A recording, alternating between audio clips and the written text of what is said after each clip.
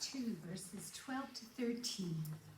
Therefore, my beloved, as you have always obeyed, not as in my presence only, but now much more in my absence, work out your own salvation with fear and trembling. For it is God who works in you both to will and to do for his good pleasure. I'd like to relate a story of Chuck Smith, like we all love, and it's a true story. He was asked to speak at a church in Ventura on a Sunday night, so he thought he's going to make a great 2 days of this. So he went down with his convertible down, and he drove along the coast because he says he loves nature and that he's a water nut. So he drove, but then as he's driving down Sunset, he says, I forgot to turn off. Now I've driven too far. He goes, oh well. But when he got to Pacific Coast Highway, he saw what he needed to see. He saw a couple hitchhiking, and he thought, oh, I feel kind of bad here. I'm in this beautiful car all by myself, and there that young couple is hitchhiking. So he didn't make a habit of this, but he made an exception and he picked them up. And what do you think Chuck talked about? He talked about Christ, and he talked about the Bible, and he led them to Christ. And when they were driving, the young man, you're a couple, he said, well, I'm a farmer from Montana, and I really wanted to look for a farm job in Los Angeles. And Chuck said, there are no farms in Los Angeles. He said, but what I would really like is if you would come back Sunday night, tomorrow night, and see me speak at the church, and I'll meet you there. And so he drove them over to the church, showed them where it was, and then he drove them home, and he thought, oh, what are the chances? You just meet a stranger, and the next day, you're going to see them? Probably not. So he said he went to his favorite aunt's house in Santa Barbara, and she makes great enchiladas. So he said, put the enchiladas on, I'm here for the night. And then the next night, he went to the church, and he thought he'd give this sermon, then altar call, and there they were. They were in the altar call. They wanted to publicly give their hearts to Jesus as well. And then, in addition to going up for prayer, they had people like Rosalind praying for them. And the person that was praying for them was a gentleman who was a foreman at a farm, and he hired them on the spot. Along with that came a home, a place to stay, and a few amenities. They were so elated. They went up to Chuck, the three of them, and explained the story. Chuck already knew that he was a foreman, but he didn't know there was a job open. And as Chuck was driving back to his aunt's, he thought, I thought that was all my idea. You know, those things, something I wanted to do, only to find out that was God. First Chronicles chapter 28, verse 9. And thou, Solomon, my son, know thou the God of thy father, and serve him with a perfect heart, and with a willing mind. For the Lord searcheth all hearts, and understandeth all the imaginations of the thought. If thou seek him, God will be found of thee. But if thou forsake him, God will cast thee off forever. The promise and blessings that God gave to King David and King Solomon, his son, were conditional, meaning they had to follow what he said. And although King David is not perfect, he's like us, he made mistakes.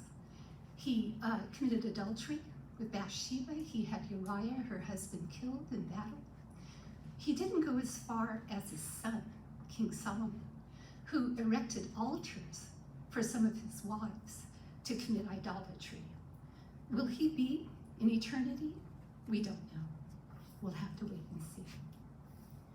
Chuck Smith refers to Philippians chapter 1, verse 21, as the purpose of why Jesus came to the earth.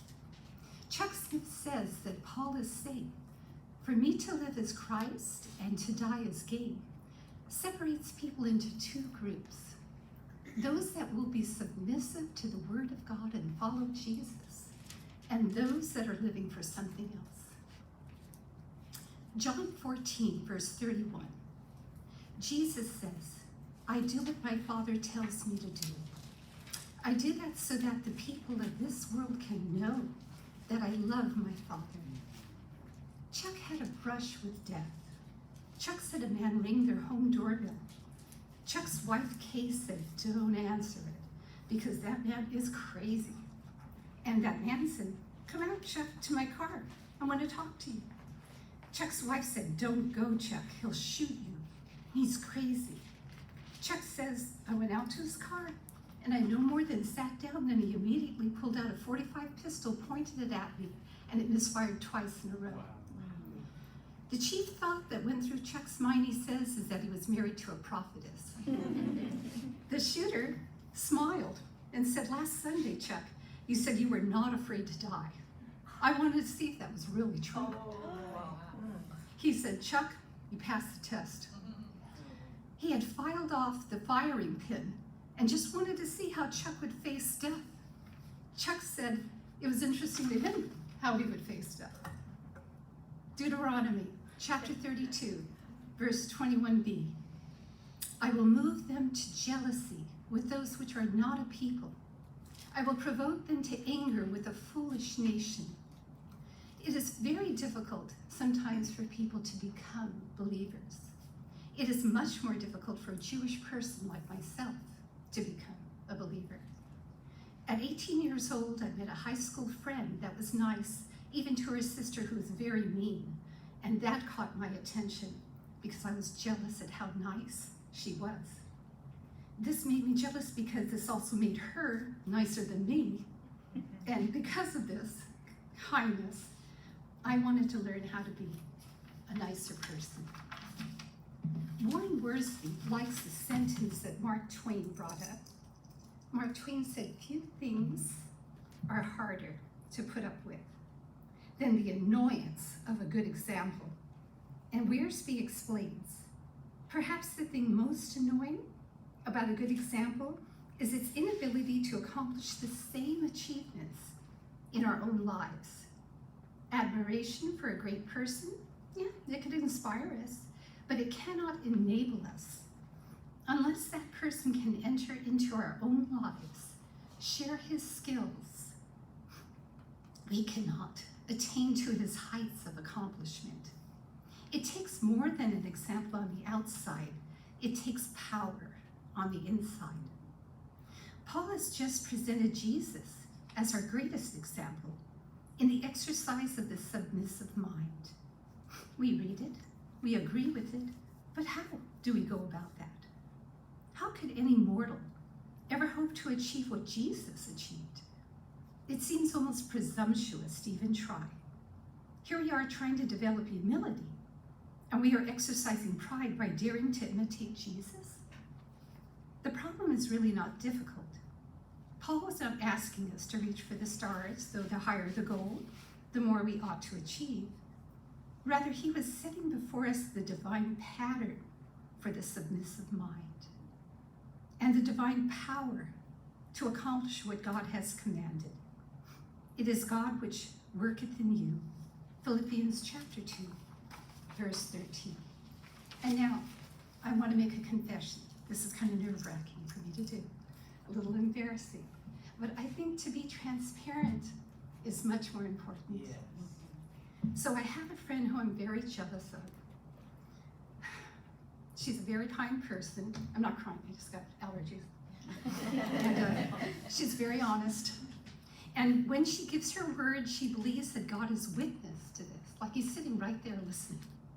And she takes all conversations as though God is listening. And she's never initiated cruelty in all the years that I've known her. But let me tell you, you can't get away. I've tried with being mean or saying something bad about God or asking her to do something against God or tell you that there's something in the Bible that should be interpreted a wrong way. No, she's not going to sit for that. So she takes promises and her word as though she has made these before God. Before she makes any plans or promises, now listen to this, I've noticed that she will ask her husband first. Do you know anybody that does it? This is like unheard of. I can't believe this. And that's why I'm so jealous of her. And in this day day and age. And to find that, she's 40 years old. She's very beautiful. She will argue you to death on that, but it's true. And she's as beautiful as she is on the outside, on the inside. Find that. I'm 67. I know exactly 2 people, her and one more, that are like that. And she really, really is this way, inside and out. She's a working professional, licensed. Very few women, even Christian women, would ask their husbands first. It is much more common to tell their husbands second, or even not consult at all and keep it secret. This is the opposite, though, of submission. Therefore, the majority of wives are not submissive. They believe that they're too smart, modern, already an adult, a shrewd person, that they don't have to or need to, and frankly, they're not going to. Thereby, wives, even Christians, may believe that they can keep their husbands last, or even out of knowing about their knowledge, including decisions for themselves or for their family. And that's why I'm very jealous of her kindness. Bringing this to her husband, every question, plan, suggestion, seems like every thought. Imagine us doing this, though, and what if everyone did that? For persons like myself, a widow, we aren't out of that equation, because we have to then consult Christ first, so before all decisions. And then what would our world be like if everyone consulted Christ? Chuck Smith spoke about the opposite of submissiveness as rebelliousness, and this is how it's written in the Bible. Rebelliousness is as witchcraft. 1 Samuel chapter 15, verses 1 through 3. Keeping our husbands out of what we do, what we say, decisions we make as Christian wives, Chuck says, is of the flesh. It is what non-Christian wives do all the time. However, it's not what a Christian wife is informed to do by the Bible. Going back to my friend that I'm so jealous of, I'm just amazed. I'm amazed at her kindness, her insistence on asking her husband submissively before all her decisions. Again, that just makes me insanely jealous how someone could be that submissive, that honest, that kind, that following of the Bible. She takes into account how her husband feels. Who does that? Like we really care. What he thinks would be a good decision. And what he thinks would be a good decision, she'll do. If he thinks it's a bad decision, you tell me, what do you think? She is not going to do it, not at all. I can't believe it. But I'm going to give you an example of how infuriating it is to have a friend so perfect. Imagine she called right now. Here's one of our telephone conversations. Yeah, hey, look, I got 2 Saturdays off in a row. And you could pick which one, and you could pick the time, and you could even pick the restaurant. And then just tell me, and I'll be there, I'll go there, and I'll pay for lunch. What? Huh? Oh, yeah, I guess. Okay, yeah, I'll wait. You might be getting what's going on here. Who's she talking to? She's asking her husband first. Oh, I'm just infuriated. Well, let's listen in. Well, I can't hear what they're saying. Well, this is infuriating. I only have 30 minutes or 45 minutes here. I hope she hurries up. You know, I think she's coming back. Yeah. Okay. Huh? Yeah? I guess so. He'll call me back?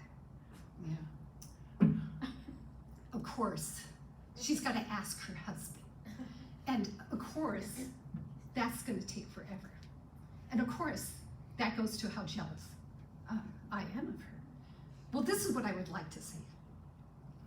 Hey, look, you're over 40 years old. You're licensed. Yeah, you've got a license and you're a professional. And you don't have to do this. Yeah, you could get your planner out and just pick out which day I gave you 2 Saturdays and just pick out the time and pick out the restaurant and call me and I'll write it down. It won't fly. She would never do that, not in a million years.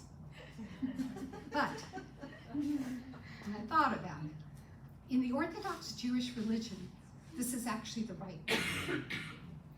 They actually do it this way. And even though I wasn't brought up Orthodox, I was brought up conservative, there are still remnants of this. We would all be outside the shul. I'm going to use a little Hebrew today. The shul is Hebrew for temple. We'd be lined up, kids like me, and then the moms, the dads. And the reason we're waiting is because there's some certain things you got to be doing before you enter that temple. One, the women in the Orthodox, they're really strict. They have to have a hat or a wig. And I'm needing one pretty soon. And then the men, they have to wear a kippah. Kippah is Hebrew for the hat that you have to wear inside of the temple. So we're all kind of getting checked in here, so to speak. And the women, if they don't wear a wig, then even their hair in the Bible, it says it's covered.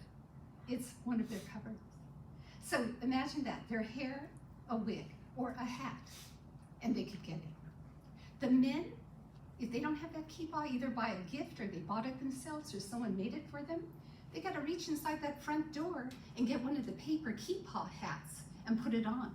But they can't walk a few steps into the temple. Why? They can't go into that temple and go without a hat. Not at all. And be there when the rabbi's talking. That's Hebrew for teacher. No. Or go there to pray without that. No. Now you see those hands reaching into that door, about 3 stacks of them I remember as a kid, and putting on that hat before they go in. So the hat signifies something, the covering. The covering over the woman shows that she doesn't make her own decisions. She is submissive to what is above her and what is above her. Then the man, he is submissive. To whom? Right under God. Now you might be getting the picture. So the husband was the top covering before God for the wife, the leader of her decisions and the family decisions under God. Man was the head of the household under God. Christ was our number 1 mentor example for this submissiveness. He was obedient to God, even unto the death of the cross. Therefore, God has highly exalted Jesus. Whereas many times with us, Chuck says, not being submissive, instead of that, we don't even feel guilty, and we don't even feel we need to confess any sin and forgiveness. We feel like we just are good persons. We did what we needed to do, what is right, and we don't even need forgiveness. But Chuck says this rebelliousness comes with a price. Chuck has come to make us, strike that, Jesus has come to make us righteous in order that we may have his righteousness imputed or accounted to us through our faith in him. And that is what Paul is talking about. Some of us may know another Jewish word called the mezuzah. The mezuzah had a little paper inside of it which had words from the Bible, which we were to follow. And the mezuzah was a protection for us, teaching us how to follow God, remembering it. The Jewish mezuzah could have been made out of metal or wood, plastic, pottery, these days plastic, and nailed into the doorpost of every Jewish person's home. The Jewish mezuzah was placed on the Jews' doorposts and gates, and this protection came with the observance of what was written on the inside parchment. The mezuzah is used to keep away evil spirits, those we can control, inside of the doors of our houses, inside of the doors of our hearts. The Bible says, and you shall write them upon the doorpost of your house and upon your gates. The mezuzah parchment holds the first 2 of the 3 paragraphs of the Shema. Remember that Hebrew word? The Shema, Pastor Michael Clark said, is the highest prayer of the Jews. The very religious men would recite this 2 to 3 times a day to this day. And it starts out like this. Hear, O Israel, the Lord is our God, the Lord is one. And in Hebrew, Shema Yisrael, Adonai Eloheinu, Adonai Echad. And this saying of this, God wears no watch. This is for all Jews, the Jews that are dead, the Jews that are alive, the Jews that haven't been born yet. Deuteronomy 6, verses 5 to 9. God is the single source of our all existence. The religious duties to love God, to teach Torah. You may remember that word. That stands for the first 5 books of the Bible: Genesis, Exodus, Leviticus, Numbers, Deuteronomy. And it's believed that Moses wrote this. And to teach Torah to one's children, to talk of the Torah, to put on tefillin. Tefillin, remember, as a little girl, were little boxes.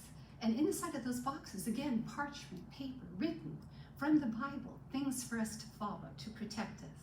And through those boxes was a ribbon, and it would be wrapped around the men's arms as they prayed. And to place the mezuzah on the doorpost of one's home. There was a word you do know called scribe.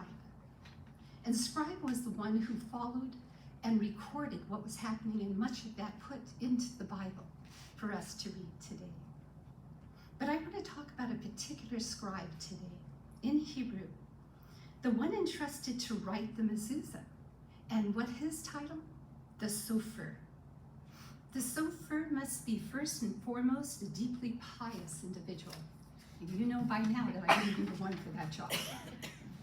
The sofer is deeply trained in many laws of writing the mezuzah, tefillin, and Torah scrolls.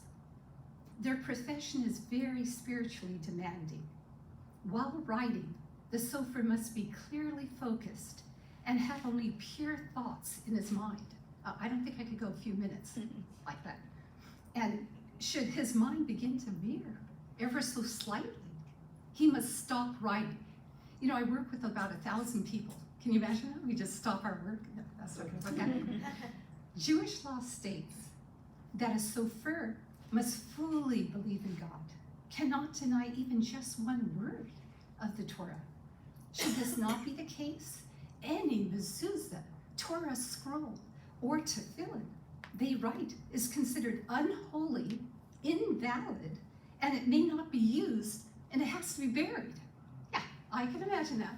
1,000 of us where I work stop right away because we have those thoughts and go out the door and bury it. Oh, we'd all be fired.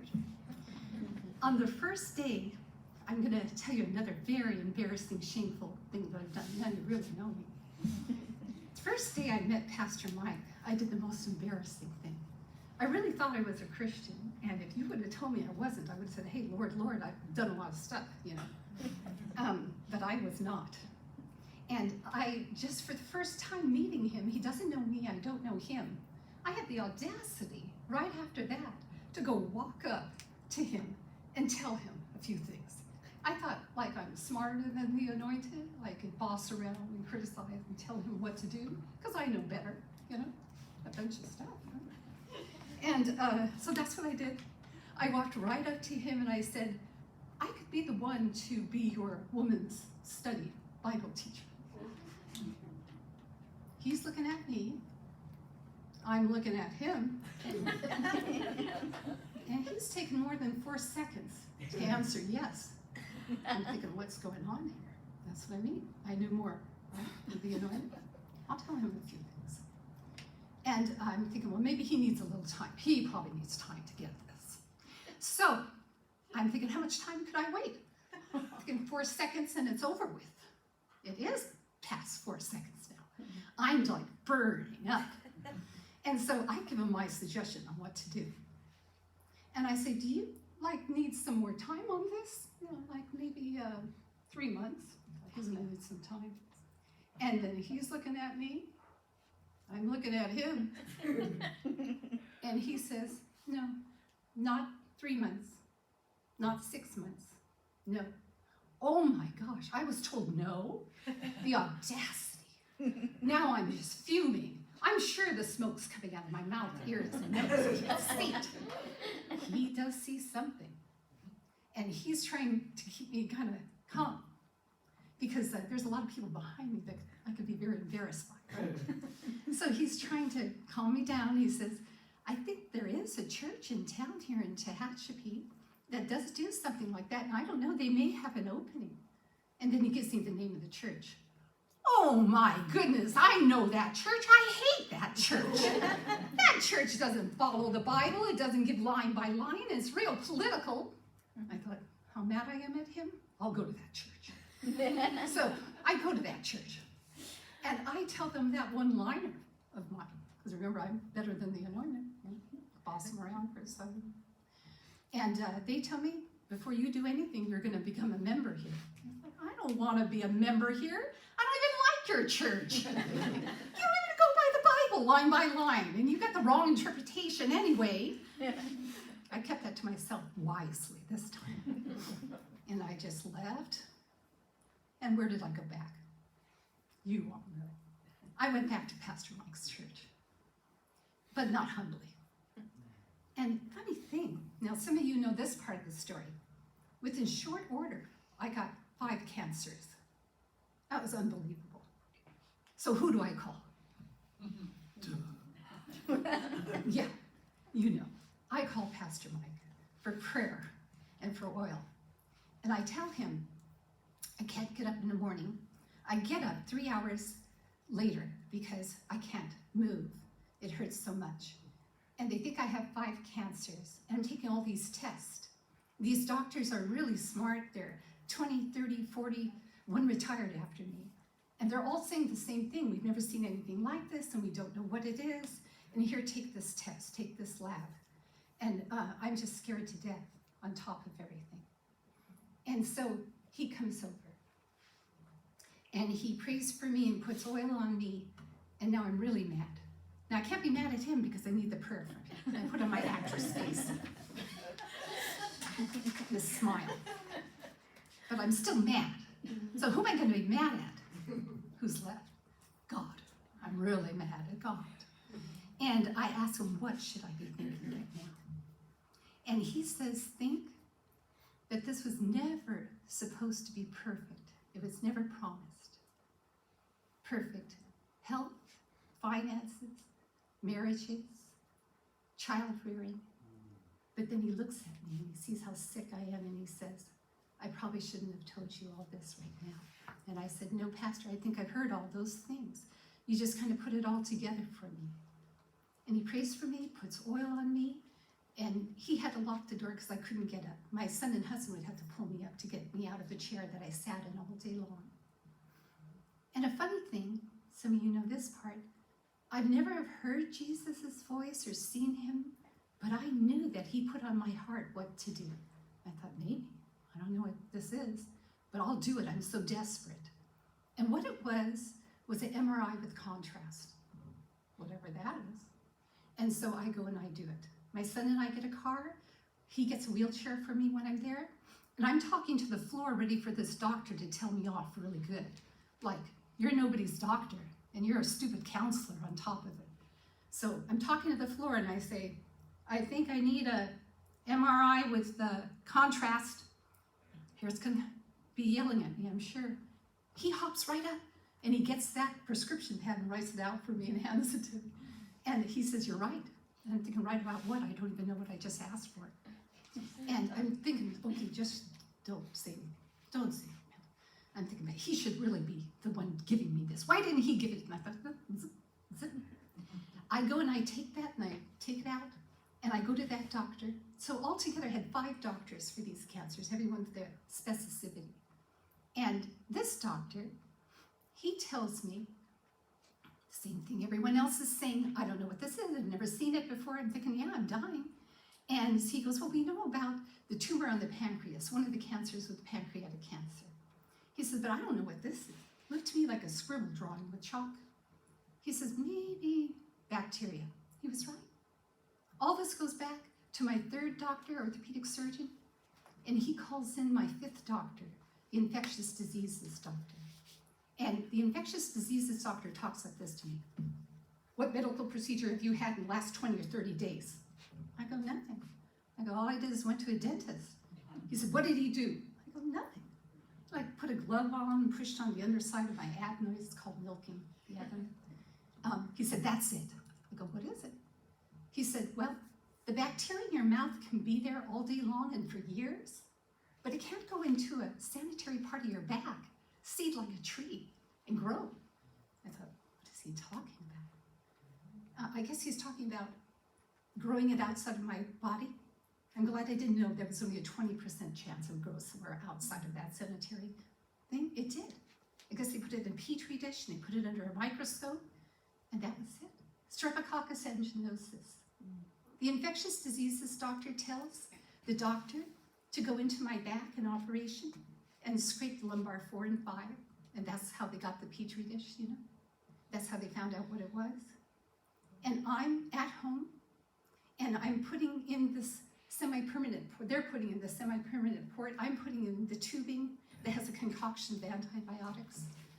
And I'm still thinking I'm gonna be dying when all these labs come back and everyone sees what's going on. So I better tell my husband. Again, I never tell him anything, you know, first is like the last. But I did tell him. I said, I think I'm dying of one of these cancers, maybe 1 or number 2 or maybe all 5. I don't know. And he goes, oh, I'm divorcing you. I said, what? What about our son? He goes, your problem. I thought, I can't believe this. I can't believe this. How sick I am, I'm dying, and he's gonna divorce me. Well, all the labs came back negative.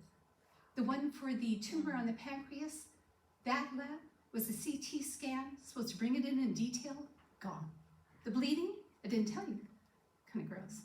Bleeding forward, backward. I was menopausal, not supposed to be. And I was, and that cleared up. All the pain, gone. I'm getting up and out of bed and off the chair, and I only have to say, the next time you see me going postal, just remind me, don't do it on anointed. Find someone else to do it.